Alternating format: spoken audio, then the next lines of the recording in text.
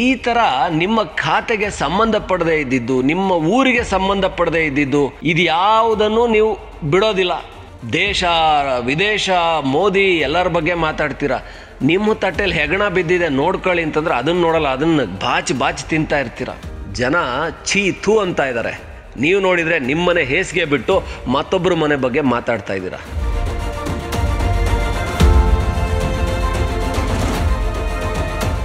Google $1 billion ಗಟ್ಟಲೆ ಹೂಡಿಕೆಯನ್ನು ಪಕ್ಕದ ಆಂಧ್ರ ಪ್ರದೇಶದಲ್ಲಿ ಮಾಡ್ತಾ ಇದೆ. ಕರ್ನಾಟಕದಲ್ಲಿ ಮಾಡೋದಕ್ಕೆ ಅದು ಬರ್ತಾ ಇಲ್ಲ. ಕರ್ನಾಟಕದಲ್ಲಿ ಏನಿದ್ರು ಕಾನೂನು ಸುವ್ಯವಸ್ಥೆಯ ವೈಫಲ್ಯ, ಮೂಲಭೂತ ಸೌಕರ್ಯಗಳ ಕೊರತೆ, ಅದರಲ್ಲೂ ಬೆಂಗಳೂರಲ್ಲಿ ಸರ್ಕಾರಗಳು ಮಾತ್ರ ಬಿಟ್ಟು ಬಿಲ್ಡಪ್ ಕೊಟ್ಕೊಂಡು ಕಾಲ ಕಳೀತಾ ಇದ್ದಾರೆ. ಅದರಲ್ಲೂ ಪ್ರಿಯಾಂಕ್ ಖರ್ಗೆ ಅಂತ ನಾಯಕರು ಯಾವ ಖಾತೆಯನ್ನು ಸಮರ್ಥವಾಗಿ ನಿಭಾಯಿಸಬೇಕಿತ್ತೋ ಅದು ನಿಭಾಯಿಸದೇ ಇರೋದ್ರಿಂದಾನೇ IT-BT ಕರ್ನಾಟಕಕ್ಕೆ ಬರದೇನೆ ಗೂಗಲ್ ಅವರು ಆಂಧ್ರ ಪ್ರದೇಶಕ್ಕೆ ಹೋಗ್ತಾ ಇದ್ದಾರೆ. ನಿಮ್ಮ ಯೋಗ್ಯತೆಗೆ ಬೆಂಗಳೂರಲ್ಲಿ ಮೂಲಭೂತ ಸೌಕರ್ಯ ಚೆನ್ನಾಗಿ ಮಾಡಿದರೆ, IT-BT ಖಾತೆಯನ್ನು ಸರಿಯಾಗಿ ನಿರ್ವಹಿಸಿದರೆ ಯಾಕೆ ಆಂಧ್ರಕ್ಕೆ ಹೋಗುತ್ತೆ ಗೂಗಲ್ಲು? ಇಲ್ಲಿ ಪ್ರಿಯಾಂಕ್ ಖರ್ಗೆ ಅವರು ಕೊಡ್ತಾ ಇರುವಂಥ ಹೇಳಿಕೆ ನೋಡ್ಬಿಟ್ರೆ ನೀವೇನು ಪೆದ್ರೋ ಅಥವಾ ಜನರನ್ನ ಪೆದ್ರನ್ನ ಮಾಡ್ತಾ ಇದ್ದೀರೋ ಅಂತ. ಗೂಗಲ್ ನಮ್ಮ ಜೊತೆ ಚರ್ಚೆಗೆ ಬಂದಿಲ್ಲ. ಚರ್ಚೆಗೆ ಬಂದಿದ್ರೆ ನಾವು ಬಾರ್ಗೇನ್ ಮಾಡ್ಬೋದಾಗಿತ್ತು, ನಮ್ಮಲ್ಲಿಗೆ ಬನ್ನಿ ಅಂತ ಹೇಳಿ.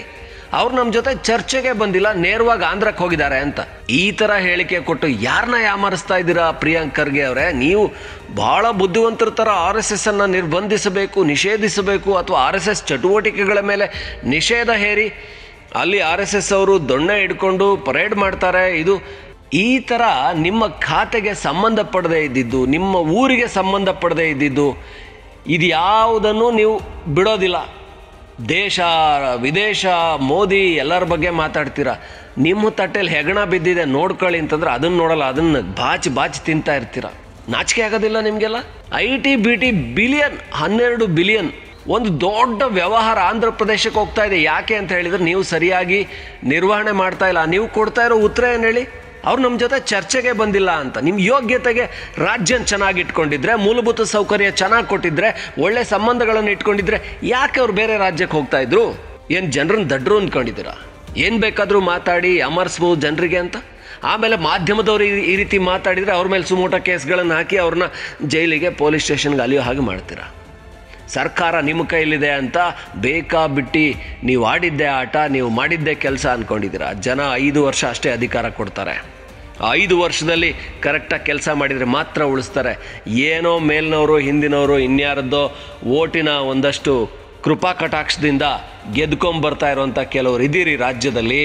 ಜನರ ಜೀವನ ಹೈರಾಣು ಮಾಡ್ತಾ ಇದ್ದೀರ. ಬೆಂಗಳೂರಲ್ಲಿ ಮಳೆ ಬಂದರೆ ಒಂದು ಸಣ್ಣ ಮಳೆಗೆ ಓಡಾಡೋಕ್ಕಾಗಲ್ಲ.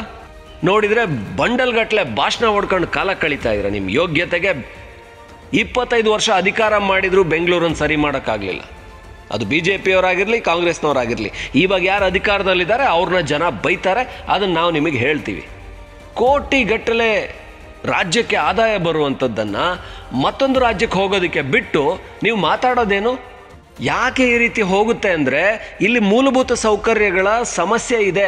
ಕಿರಣ್ ಮುಜುಮ್ದಾರ್ ಶಾ ನೆನ್ನೆ ಟ್ವೀಟ್ ಮಾಡ್ತಾರೆ, ಫಾರಿನಲ್ಲಿ ಹೇಳ್ತಾರೆ ಯಾಕೆ ಬೆಂಗಳೂರು ಈ ರೀತಿ ಆಗಿದೆ, ಬೆಂಗಳೂರಲ್ಲಿ ಯಾಕೆ ಕನಿಷ್ಠ ರಸ್ತೆ ಸ್ವಚ್ಛತೆ ಇಲ್ಲ, ರಸ್ತೆಗಳಿಲ್ಲ, ಗುಂಡಿ ಬಿದ್ದು ಒದ್ದಾಡ್ತಾ ಇದ್ದಾವೆ ಬೆಂಗಳೂರು. ಇದನ್ನು ಫಾರಿನಿಂದ ಬಂದವರು ಕೇಳ್ತಾ ಇದ್ದಾರೆ ಬೆಂಗಳೂರಲ್ಲಿ ಏನು ಮಾಡ್ತಾ ಇದ್ದಾರೆ ಅಂತ. ತಾನು ಸ್ವ ಇಚ್ಛೆಯಿಂದ ನಾನೇ ಬೆಂಗಳೂರು ಅಭಿವೃದ್ಧಿ ಮಾಡ್ತೀನಿ ಅಂತ ಬಂದಂಥ DK ಶಿವಕುಮಾರ್ ಅವ್ರಿಗೆ 2.5 ವರ್ಷ ಕಳೀತಾ ಇದೆ. 2 ಮಳೆಗಾಲ ಆಗಿದೆ. ಮೊದಲನೇ ಮಳೆಗಾಲದಲ್ಲಿ ಓಕೆ ಏನೋ ಆಗ್ತಾನೆ ಅಧಿಕಾರಕ್ಕೆ ಬಂದಿದ್ದಾರೆ ಅಂತ ಅನ್ಬೋದಾಗಿತ್ತು.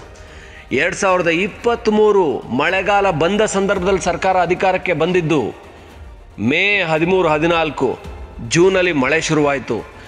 ಅದಾದಮೇಲೆ 2024 2ನೇ ಮಳೆಗಾಲ ಅಲ್ಲ, ಇದು 3ನೇ ಮಳೆಗಾಲ. ಈಗಲೂ ಕೂಡ ಅವ್ಯವಸ್ಥೆ, ರಸ್ತೆ ತುಂಬ ಗುಂಡಿಗಳು. ಮಳೆ ಜಾಸ್ತಿನೇ ಬರುತ್ತೆ ಅನ್ನೋದನ್ನು ಹವಾಮಾನ ಇಲಾಖೆ ಎಚ್ಚರಿಸಿರುತ್ತೆ. 6 ತಿಂಗಳು ಮಳೆಗಾಲ ಇರುತ್ತೆ, ರಸ್ತೆ ಗುಂಡಿ ಬೀಳ್ತವೆ ಅನ್ನೋದು ಗೊತ್ತು. ಬೆಂಗಳೂರು ರಸ್ತೆಗಳಲ್ಲಿ ಈಜಾಡ್ಕೊಂಡು ಹೋಗ್ಬೇಕಂತ ಪರಿಸ್ಥಿತಿ ಇದೆ. ಬೆಂಗಳೂರಿನ ಹಿರಿತಲೆಗಳು ರಾಮಲಿಂಗಾರೆಡ್ಡಿ ಅವರ ಏರಿಯಾ, ಕೋರಮಂಗಲ, ಈ ಭಾಗದಲ್ಲಿ ಇಂದಿರಾನಗರ ಭಾಗದಲ್ಲಿ ರಸ್ತೆಗಳು ಎಷ್ಟು ಅವ್ಯವಸ್ಥೆ ಆಗಿದೆ ಅಂದರೆ ಕೆರೆಗಳಾಗ್ಬಿಟ್ಟಿದ್ದಾವೆ ರಸ್ತೆಗಳು.